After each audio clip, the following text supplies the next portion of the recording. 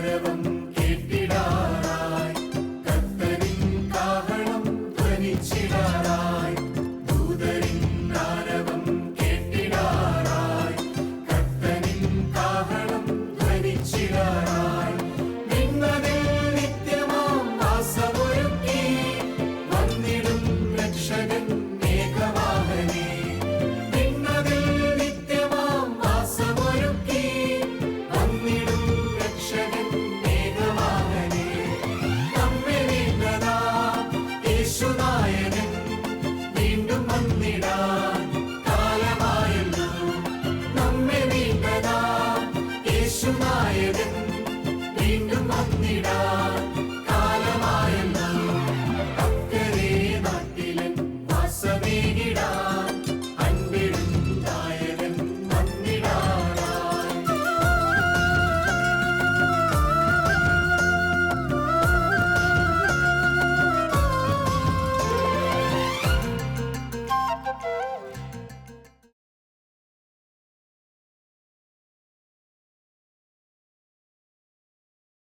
Then we find as believers in Christ, we are experiencing God's redeeming grace.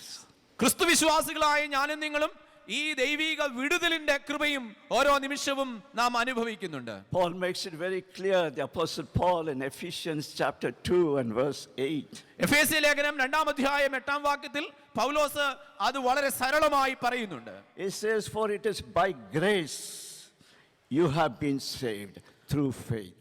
പൗലോസ് പറയുന്നുണ്ട്, ഈ കൃപ ഒന്നുകൊണ്ട് മാത്രമാണ് നിങ്ങൾ രക്ഷ പ്രാപിച്ചിരിക്കുന്നത് എന്ന്.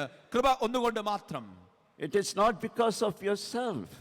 അത് നിന്റെ കഴിവ് കൊണ്ടോ നിന്റെ മിടുക്ക് കൊണ്ടോ നിന്റെ നേട്ടങ്ങൾ കൊണ്ടോ അല്ല. It is the gift of God. It is His grace. അത് ദൈവത്തിന്റെ ദാനം ഒന്ന് മാത്രമാണ്. അതാണ് ദൈവത്തിന്റെ കൃപ. Then Ephesians chapter 1 verses 7 and 8. എഫേസ്യ ലേഖനം 1-ാം അധ്യായം 7-8 വാക്യങ്ങൾ നാം വായിക്കുമ്പോൾ It says, in Christ we have redemption. നമുക്ക് ക്രിസ്തുവിൽ വിടുതലുണ്ട്, വിമോചനമുണ്ട് എന്ന് നാം And വായിക്കുന്നു. we have redemption through His blood. അവന്റെ രക്തത്താൽ നമുക്ക് വിടുതലുണ്ട്. And we have the forgiveness of sins. നമുക്ക് പാപക്ഷമയുടെ വലിയ അനുഗ്രഹം ലഭിക്കുന്നു. And all in accordance with the riches of His grace. അതുകൊണ്ട് സമ്പന്നതയുടെ ദൈവിക കൃപയുടെ സമ്പന്നതയുടെ ഭണ്ഡാരങ്ങളിൽ നിന്നാണ് നമുക്ക് ഇവയൊക്കെ ലഭിക്കുക. And that grace is lavished on us. അതുകൊണ്ട് ഈ ദൈവകൃപ നമുക്ക് വളരെ വളരെ ധാരാളമായി തരുന്നവനായ ഒരു ദൈവം. Redemptive grace. അതുകൊണ്ട് വിടുതൽ നൽകുന്ന, വിമോചനം നൽകുന്ന, വീണ്ടെടുപ്പ് നൽകുന്ന ദൈവകൃപ. We see God's redemptive grace descending on every culture and every nation all across the world. ലോകത്തിലുടനീളം ഓരോ രാജ്യങ്ങളുടെ മേലും ഓരോ സംസ്കാരങ്ങളിൽ മേലും ആവി പോലെ വന്നിറങ്ങുന്ന ഒരു ദൈവകൃപയുടെ അനുഭവവും നമുക്ക് ദിനംതോറും ലോക ചരിത്രത്തിൽ കാണുവാൻ സാധിക്കും. And we hear our missionaries telling these stories, wonderful stories, the redemptive grace of Christ in many situations. ജീവിതത്തിന്റെ വിവിധങ്ങളായ അനുഭവങ്ങളിൽ വരച്ചു കാണിക്കപ്പെട്ടിരിക്കുന്ന മിഷണറിമാർ പറയുന്ന ചരിത്രത്തിലും ഈ ദൈവകൃപയുടെ വലിയ അടയാളപ്പെടുത്തലുകൾ നമുക്ക് കാണുവാൻ സാധിക്കും. There was a man by name Gadula. ഗഡുല എന്ന് പറയുന്ന ഒരു വ്യക്തി ഉണ്ടായിരുന്നു. Now Gadula is an Assamese. ആസാമിൽ ജനിച്ചു വളർത്തപ്പെട്ട ഈ വ്യക്തിയാണ് അഡുല. It is said that during his childhood days, young days, he was very unruly. വളരെ ചെറുപ്പകാലത്ത്, കുട്ടിക്കാലത്ത് അവൻ വളരെ കുസൃതിയുള്ള ഒരു പയ്യനായിരുന്നു. He was a soldier in the British army. British പട്ടാളത്തിലെ ഒരു സൈനികനായിരുന്നു ആ മനുഷ്യൻ. One day this Gadula received the redemptive grace of Jesus in his life. ഒരു പ്രഭാതത്തിൽ ക്രിസ്തുവിന്റെ വീണ്ടെടുപ്പിന്റെ അനുഭവത്തിലേക്ക് ഈ സൈനികൻ ഗഡുല വരികയാണ്. And his life totally changed. അവന്റെ ജീവിതം പരിപൂർണമായി രൂപാന്തരപ്പെട്ടു. He looked up to the hills in northeast India. വടക്ക് കിഴക്കൻ സംസ്ഥാനത്തിന്റെ വിവിധങ്ങളായ മലനിരകളിലേക്ക് അവന്റെ കണ്ണുകൾ അവൻ ഉയർത്തി. And he heard the voice of Christ telling him to go to those hills. അപ്പോൾ അവൻ ദൈവത്തിന്റെ ശബ്ദം കേൾക്കുകയാണ്, ആ മലനിരകളിലേക്ക് നീ കടന്നു പോവുക. And Gadula walked and walked miles after miles over the hills. അനേകം മൈലുകൾ താണ്ടി ഈ മനുഷ്യൻ ഈ മലനിരകളിലൂടെ സഞ്ചരിക്കുകയാണ്. And the intention is to go and share this redemptive grace with the tribal people over there. അതുകൊണ്ട് ഈ മലനിരകളിലേക്ക് മൈലുകൾ താണ്ടി ഈ മനുഷ്യൻ യാത്ര ചെയ്യുമ്പോൾ ഒരേ ഒരു ഉദ്ദേശം മാത്രമേ ഉള്ളൂ, അവിടെയുള്ള ട്രൈബൽ ആളുകളുമായി കർത്താവിന്റെ വിമോചനത്തിന്റെ വീണ്ടെടുപ്പിന്റെ സന്ദേശം അറിയിക്കുക എന്നുള്ളത്. As a result of it, a beautiful church was established there. അതിന്റെ ഫലമായി അവിടെ സുന്ദരമായ ഒരു ദേവാലയം ഉണ്ടാകുവാനിടയായി. It was established in the state of Nagaland.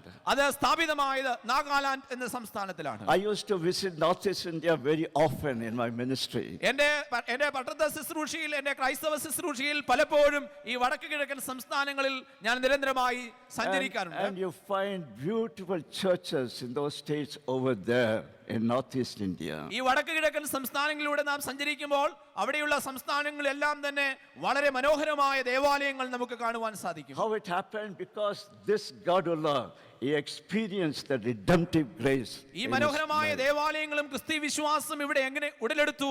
ഒരേ ഒരു കാരണം മാത്രം, ഈ ഗഡുല ദൈവിക കൃപയുടെ വീണ്ടെടുപ്പിന്റെ സാക്ഷ്യത്തിലേക്ക് വന്നു എന്നുള്ളത് മാത്രമാണ്. Do we realize this?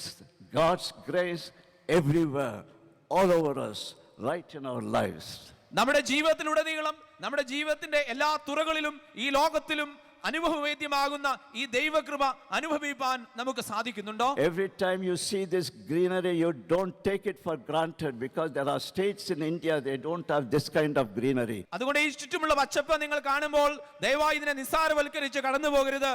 ഈ ഭാരതത്തിൽ അനേകം സംസ്ഥാനങ്ങളിൽ ഒരൽപ്പം പച്ചപ്പ് പോലും ഇല്ലാത്ത അനേകം ഇടങ്ങളുണ്ട്. And this greenery is the very expression of God's grace. അതുകൊണ്ട് ഈ പച്ചപ്പ്, ഈ ഹരിതാപം നിറഞ്ഞ ഈ പ്രദേശങ്ങൾ ദൈവകൃപയുടെ വലിയ സാക്ഷ്യങ്ങളാണ്.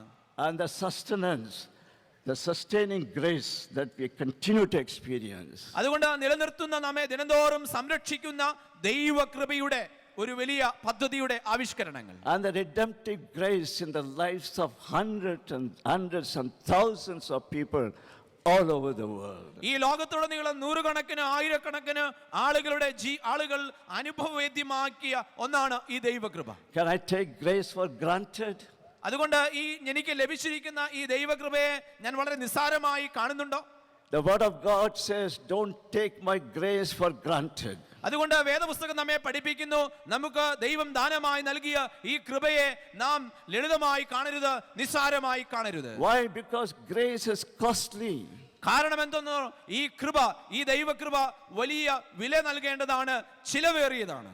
In grace there is no forgiveness without repentance. അതുകൊണ്ട് ഈ ദൈവകൃപയിൽ നാം പഠിക്കേണ്ട പ്രധാനമായ പാഠം, അനുതാപമില്ലാതെ, മാനസാന്തരമില്ലാതെ പാപക്ഷമയില്ല എന്നുള്ളത് അത്രേ. I can't say that God is so gracious to me so that I can sin anytime, anything, any sin I can commit. അതുകൊണ്ട് ഈ ചിലവേറിയ കൃപ നമ്മളെ പഠിപ്പിക്കുന്നത്, എന്റെ ജീവിതത്തിന്റെ തുറകളിൽ ഞാൻ പാപം ഏറ്റു പറയാതെ പാപക്ഷമ പ്രാപിച്ചു കളയാം എന്ന് നാം ഒരിക്കലും ചിന്തിക്കരുത്. God says, do you want forgiveness?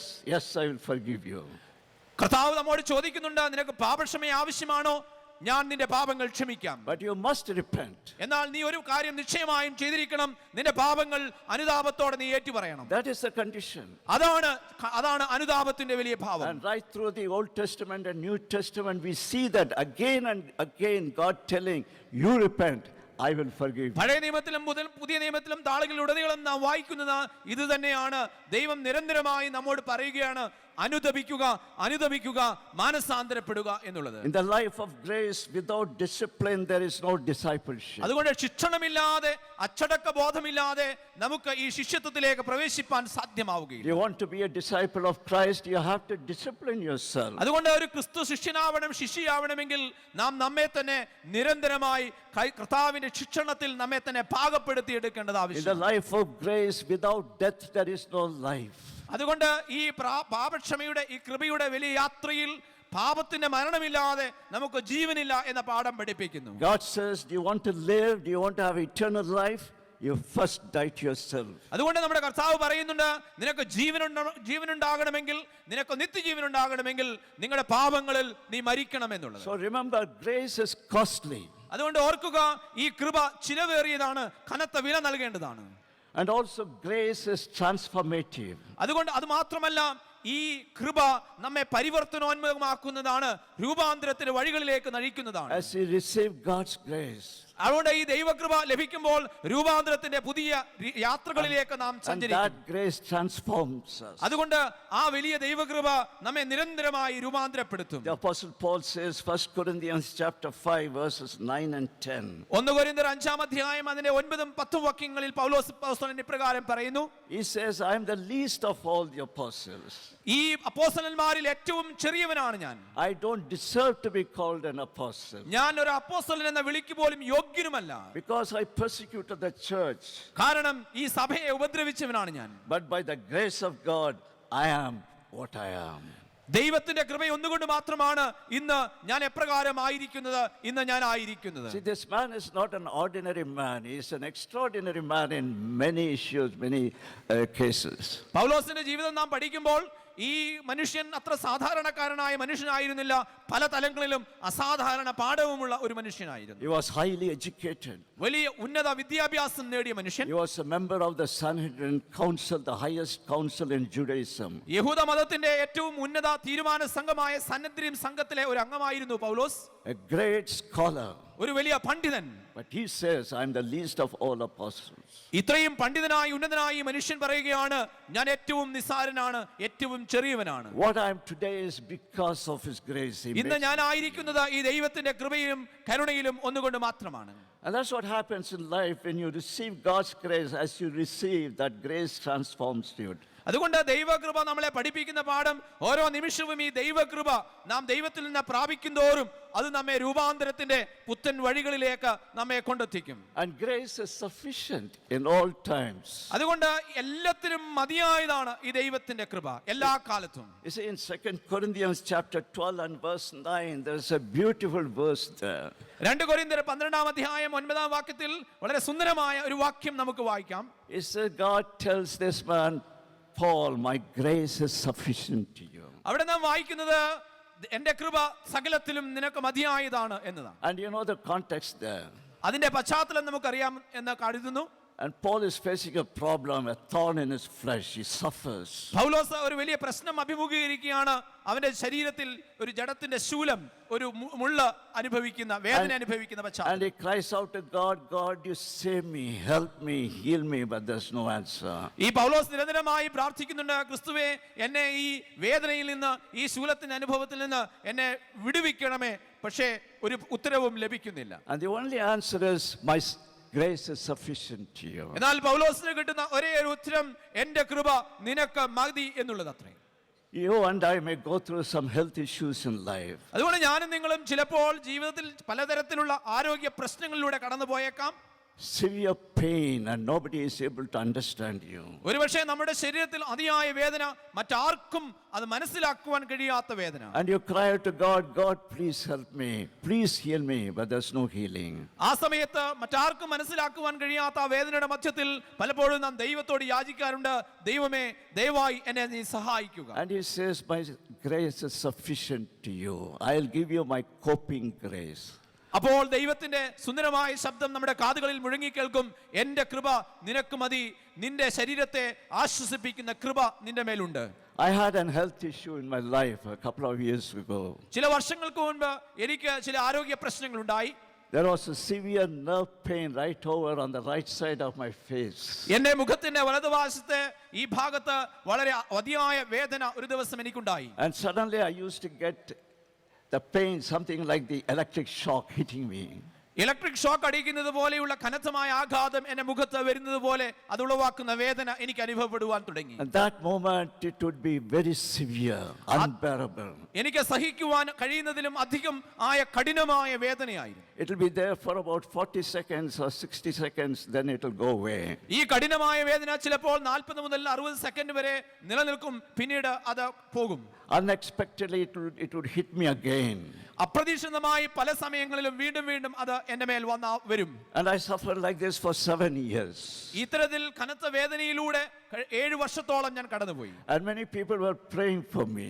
അനേകം ആളുകൾ എനിക്ക് വേണ്ടി പ്രാർത്ഥിച്ചു. But in that situation God gave me the grace to share his word with people. എന്നാൽ ഈ കഠിനമായ വേദനയിലും ഈ ആരോഗ്യ പ്രശ്നങ്ങളുടെ മധ്യത്തിലും ദൈവത്തിന്റെ വചനം അനേകരോട് പങ്കുവയ്ക്കുവാൻ ദൈവം എനിക്ക് അവസരം നൽകി. I consulted a neurophysician. അവിടെ ഉണ്ടായിരുന്ന ഒരു ന്യൂറോ ഡോക്ടറെ ഞാൻ കാണുവാനിടയായി. And then I went to a neurosurgeon. അതിനുശേഷം ഇത്തരത്തിൽ ഒരു സർജനെ കാണുവാനിടയായി. He says there is a procedure. If you go through that procedure in faith, you may be healed. അപ്പോൾ ആ ഡോക്ടർ, ആ സർജൻ എന്നോട് പറഞ്ഞു, ഇവിടെ ഒരു ചികിത്സയുണ്ട്, ഒരു പ്രത്യേക ക്രമമുണ്ട്. ആ ചികിത്സയിലൂടെ കടന്നുപോയാൽ, വിശ്വാസത്തിൽ നീ കടന്നുപോയാൽ നിനക്ക് വിടുതൽ ലഭിക്കുമെന്ന്. I was afraid because the brain is here and the nerve starts from here. ഞാൻ വളരെ ഭയചകിതനായി, കാരണം എൻ്റെ തലച്ചോറ് ഇവിടെയാണ്, അതോടൊപ്പം തന്നെ നെർവ് ഇത് വളരെ സമീപത്താണ്, അടുത്താണ്. അതുകൊണ്ട് ഞാൻ ഭയചകിതനായി. The neurosurgeon says, don't be frightened. ആ സർജൻ എന്നോട് പറഞ്ഞു, ദയവായി ഭയപ്പെടരുത്. And what I did, I consulted my doctor friends, several of them. ആ സമയത്ത് ഞാൻ എൻ്റെ സമീപയുള്ള ധാരാളം ഡോക്ടർ സുഹൃത്തുക്കളുമായി ഈ വിഷയം ചർച്ച ചെയ്തു. And they all said, you go ahead, nothing will happen to you. അപ്പോൾ എല്ലാ സുഹൃത്തുക്കളും എന്നോട് പറഞ്ഞു, ദയവായി മുൻപോട്ട് പോകുക, ഒന്നും സംഭവിക്കുകയില്ല. So one day I submitted myself to the neurosurgeon. I said, you please go ahead. ആ ന്യൂറോ സർജൻ, ഞാൻ കണ്ടെത്തിയതായ ന്യൂറോ സർജന്റെ അടുക്കൽ ചെന്നിട്ട് ഞാൻ പറഞ്ഞു, ദയവായി നിങ്ങൾ എന്നെ ചികിത്സിക്കുക എന്ന് പറഞ്ഞ് എന്നെ പരിപൂർണമായി ആ സർജന്റെ കയ്യിൽ It ഏൽപ്പിച്ചു. was in 2014, in the month of June. അത് 2014 ജൂൺ മാസത്തിലാണ്. I went through that procedure. ആ വലിയ ചികിത്സാ പ്രക്രിയയിലൂടെ ഞാൻ കടന്നുപോയി. And many prayed for me. ആ അനേകം ആളുകൾ എനിക്ക് വേണ്ടി പ്രാർത്ഥിച്ചു. And God amazingly touched me and healed me. അതിശയകരമായി എൻ്റെ ദൈവം എന്നെ തൊട്ടു, എന്നെ സൗഖ്യമാക്കി. And all those 7 years, He kept on telling me, my grace is sufficient to you. ആ കഴിഞ്ഞ വേദന നിറഞ്ഞ 7 വർഷത്തോളം ദൈവം എന്നോട് നിരന്തരമായി പറഞ്ഞുകൊണ്ടിരുന്നതാണ്, എൻ്റെ കൃപ നിനക്ക് മതി എന്നുള്ളത്. Yes, grace is responsible. ദൈവകൃപ കേവലം നിസ്സാരമായി കാണേണ്ടതല്ല, ഇത് ഉത്തരവാദിത്വം നിറഞ്ഞതാണ്, ഉത്തരവാദിത്വപൂർണമായ കൃപ. The more you receive God's grace, the more you are responsible to Him. ദൈവകൃപ ധാരാളമായി ലഭിക്കുന്തോറും നാം ധാരാളം ഉത്തരവാദിത്വ ബോധമുള്ളവരായി തീരണം. Grace does not mean I can do anything I like. എനിക്ക് ഇഷ്ടമുള്ളതുപോലെ എല്ലാം ചെയ്യുവാൻ നമ്മെ അനുവദിക്കുന്ന ഒന്നല്ല ദൈവകൃപ. But it says you're free, yes, but your freedom, your liberty is in Christ. അപ്പോഴൊക്കെ നമ്മോട് പറയുന്ന വലിയ പാഠമുണ്ട്, നിന്റെ സ്വാതന്ത്ര്യം ക്രിസ്തുവിലാണ്, നിനക്ക് ചെയ്യുവാൻ സാധിക്കും ക്രിസ്തുവിലുള്ള സ്വാതന്ത്ര്യം. The Apostle Paul says in Colossians chapter 1 and verse 10.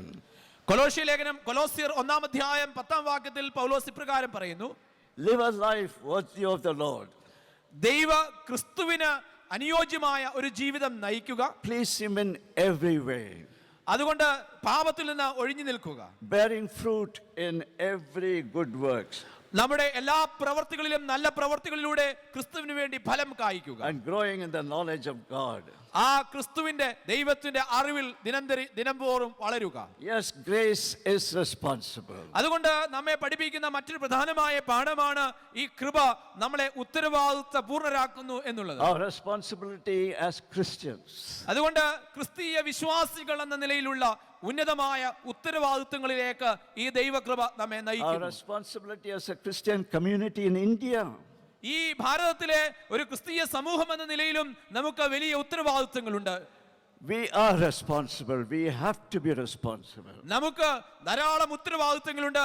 ഈ ഉത്തരവാദിത്വ ബോധത്തോടുകൂടെ ഈ ഭാരതത്തിൽ നമ്മുടെ കർമ്മങ്ങൾ നാം ചെയ്യേണ്ടതുണ്ട്. And this is what God expects from each one of us. അതുകൊണ്ട് ഇതാണ് ദൈവത്തിൽ നിന്ന്, നമ്മിൽ നിന്ന് ഓരോരുത്തരിൽ നിന്നും ദൈവം പ്രതീക്ഷിക്കുന്നത്, ആഗ്രഹിക്കുന്നത്. And I also realize the more I receive God's grace in my life, the more I must be gracious and grateful to others as I move around. എൻ്റെ ജീവിതത്തിൽ ഞാൻ പഠിച്ച ഒരു വലിയ പാഠം, ഈ ദൈവകൃപ ഓരോ നിമിഷം ഞാൻ അനുഭവിക്കുന്തോറും ഞാനും എന്നിൽ കാണുന്ന ചുറ്റുപാടും കാണുന്ന ഓരോരുത്തരോടും കൃപാലുവായി പെരുമാറണം എന്ന പാഠം. You cannot be proud. ദൈവകൃപ അനുഭവിക്കുന്ന ഒരു മനുഷ്യന് ഒരിക്കലും അഹങ്കാരത്തോടെ ജീവിപ്പാൻ You സാധിക്കില്ല. cannot be arrogant and rude. ധാർഷ്ട്യഭാവം നമ്മുടെ ജീവിതത്തിൽ ഒരിക്കലും വരുവാൻ ഇടയാവുകയില്ല. You cannot be envious. ഒരിക്കലും അസൂയയോടുകൂടെ പെരുമാറുവാൻ നമുക്ക് ഇടയാവുകയില്ല. Because as a believer, every moment you're receiving is grace. കാരണം ഒരു ക്രിസ്തു വിശ്വാസി ഓരോ നിമിഷവും ദൈവകൃപ അനുഭവിക്കുകയാണ്, സ്വീകരിക്കുകയാണ്. So as I receive His grace, I have to be gracious to people everywhere, all over. ഈ ലോകത്തിലുടനീളമുള്ള അനേകം ആളുകളോട് ഞാൻ ഈ ദൈവകൃപ പ്രാപിച്ചുകൊണ്ടിരിക്കുമ്പോൾ കൃപാലുവായി ഉദാരമായി പെരുമാറേണ്ടതുണ്ട്. Whatever His language may be, ഏത് ഭാഷകൾ നാം സംസാരിച്ചാലും, whatever His culture may be, ഏത് സംസ്കാരത്തിൽ നാം ആയിരുന്നാലും, whatever the color of His skin may be, നമ്മുടെ തൊലിയുടെ നിറം എന്തു തന്നെ ആയിരുന്നാലും, I must be gracious. ഞാനും നിങ്ങളും തീർച്ചയായും കൃപാലുക്കളായി തീരേണ്ടതാണ്. I must be graceful in my relationship with people. ഞാനും നിങ്ങളും നമ്മുടെ ദൈനംദിന ജീവിതത്തിൽ മറ്റുള്ളവരോട് ഉദാരപൂർവമായി കൃപാലുക്കളായി നാം പെരുമാറേണ്ടത് ആവശ്യം. In 2 Samuel chapter 9, we read a very interesting 2 ശമൂവേൽ 9-ാം അധ്യായത്തിൽ നാം വളരെ രസകരമായ മറ്റൊരു ഭാഗം നാം വായിക്കുന്നു. You know, David became a king. You know how this man was hounded by the previous king, King Saul. ദാവീദ് സിംഹാസനാരൂഢനാവുന്ന സമയത്ത് അതിന് തൊട്ടു മുൻപുണ്ടായിരുന്ന ശൗൽ രാജാവിനാൽ എങ്ങനെ ഉപദ്രവിക്കപ്പെട്ടു എന്നുള്ളത് നാം And വായിക്കുന്നുണ്ടല്ലോ. Saul wanted to get him and kill him. പലപ്പോഴും ഈ ദാവീദിനെ കൊല്ലുവാൻ പോലും ശൗൽ ആലോചിക്കുന്നതായി നാം വായിക്കുന്നു. But we read here, King David, he was overwhelmed by the grace of God, his forgiveness. What he does, he looks for someone who is related to King ഈ Saul. പ്രതിസന്ധിയുടെ ഈ അപകട മധ്യങ്ങളിലെല്ലാം തന്നെ ദാവീദ് രാജാവ് ദൈവകൃപയുടെ ഒരു അനുഭവക്കാരനായി തീരുകയും ദൈവത്തിന്റെ വിടുതൽ ലഭിക്കുന്നതിനായി നോക്കി പാർക്കുകയും ചെയ്യുകയാണ്. And there he comes across the son of Jonathan, ആ Saul's സമയത്ത് son. അപ്പോഴാണ് യോനാഥാന്റെ മകനെ കണ്ടെത്തുക. So David goes after this young man, and this young man, he was crippled both in his feet, and he gets hold of him, and this young man was frightened. രണ്ട് കാലുകളും വൈകല്യം സംഭവിച്ച ഒരു ചെറുപ്പക്കാരനെ ദാവീദ് രാജാവ് കണ്ടെത്തുകയാണ്. But what David did, he got this young man and brought him to the palace and made him to sit at his table, and this young man started eating along with David. ഈ രണ്ട് കാലുകൾക്കും വൈകല്യം സംഭവിച്ചതായി ചെറുപ്പക്കാരനെ തന്റെ അടുക്കിലേക്ക് കൂട്ടിക്കൊണ്ടുവന്ന് തന്റെ കൊട്ടാരത്തിൽ കൊണ്ടുവന്ന് തന്നോടൊപ്പം ഭക്ഷണം കഴിക്കുവാൻ അനുവദിക്കുകയാണ്. And not only that, he got all the property that belonged to Saul, and he gave that property to this young man. ഇതിനു മുമ്പുണ്ടായിരുന്ന രാജാവായിരുന്ന ശൗലിന്റെ എല്ലാ വസ്തുവകകളും കൂട്ടിക്കൊണ്ടുവന്ന് ഈ ചെറുപ്പക്കാരന് ദാവീദ് കൊടുക്കുകയാണ്. Now why did David do that? എന്തുകൊണ്ടാണ് ദാവീദ് ഇത് ചെയ്തത്? He could have easily killed this young man. ഈ ചെറുപ്പക്കാരനെ വേണമെങ്കിൽ അവനെ തള്ളിക്കളയാമായിരുന്നു, അവഗണിക്കാമായിരുന്നു. But you know, David was overwhelmed by the grace of God in his life. കാരണം ദാവീദ് അവന്റെ ജീവിതത്തിലുടനീളം ദൈവകൃപ നിറച്ചതായ ആവേശത്തോടു കൂടെ ജീവിച്ചവനായിരുന്നു. Yes, he has shown to me his grace, so I must be gracious to this young man. കാരണം എന്നോട് ദൈവം വലിയ കൃപാലുവായിരുന്നതുകൊണ്ട് ഞാൻ കണ്ടുമുട്ടിയ ഈ വൈകല്യം ബാധിച്ച ഈ ചെറുപ്പക്കാരനോടും ഞാൻ കൃപാലുവായിരിക്കണമെന്ന്. And this is what you and I must do. അതുകൊണ്ട് ഞാനും നിങ്ങളും ഈ ലോകത്ത് ജീവിക്കുമ്പോൾ ചെയ്യേണ്ടതും മറ്റൊന്നല്ല. Graciousness in our fellowship, in our churches. അതുകൊണ്ട് ഈ കൃപയുടെ ജീവിത അനുഭവക്കാരായി ഞാനും നിങ്ങളും മാറും. Gracefulness to the members of other churches, other denominations. മറ്റ് സഭയിലും സഭാവിഭാഗങ്ങളിലും പെട്ട ആളുകളോട് നാം കൃപാലുക്കളായിരിക്കണം. And graciousness at home. എന്റെ ഭവനത്തിൽ ഞാൻ കൃപാലുവായി ജീവിക്കണം. Why? Because I receive his grace every moment. എന്തുകൊണ്ടെന്നാൽ ഓരോ നിമിഷവും ഈ ദൈവകൃപ സ്വർഗത്തിൽ നിന്ന് പ്രാപിക്കുന്നവനാണ് ഞാൻ. ഈ മാരാമൺ കൺവെൻഷനിലേക്ക് വരുമ്പോൾ നമ്മുടെ ഇന്നത്തെ ഈ സാഹചര്യത്തിൽ മനുഷ്യ മനസ്സെന്ന് പറയുന്നത് തന്നെ വളരെ സംഘർഷം നിറഞ്ഞ ഒരു കാലയളവിലാണ് നമ്മൾ ജീവിച്ചുകൊണ്ടിരിക്കുന്നത്. അപ്പോൾ ഈ കൺവെൻഷനിലേക്ക് കടന്നു വരുമ്പോൾ ഈ യോഗങ്ങളൊക്കെ ഇവിടെ നടക്കുന്ന യോഗങ്ങളൊക്കെ കേൾക്കുമ്പോൾ മനസ്സിന് പ്രത്യേക ഒരു കുളിർമയും ഒരു പുത്തൻ ഉന്മേഷവും ഉണർവുമാണ് ഉണ്ടാകുന്നത്. തീർച്ചയായിട്ടും ഇത് സാധാരണപ്പെട്ട ആൾക്കാരെ സംബന്ധിച്ചിടത്തോളം വളരെ ഒരു പ്രത്യാശ ഉളവാക്കുന്ന ഒന്നാണ് ഈ മാരാമൺ കൺവെൻഷൻ. ഈ മഹായോഗത്തിന് എല്ലാവിധമായ ആശംസകളും ഹൃദയത്തിൻ്റെ ഭാഷയിൽ, സ്നേഹത്തിൻ്റെ ഭാഷയിൽ ഞങ്ങൾ നേരുകയാണ്.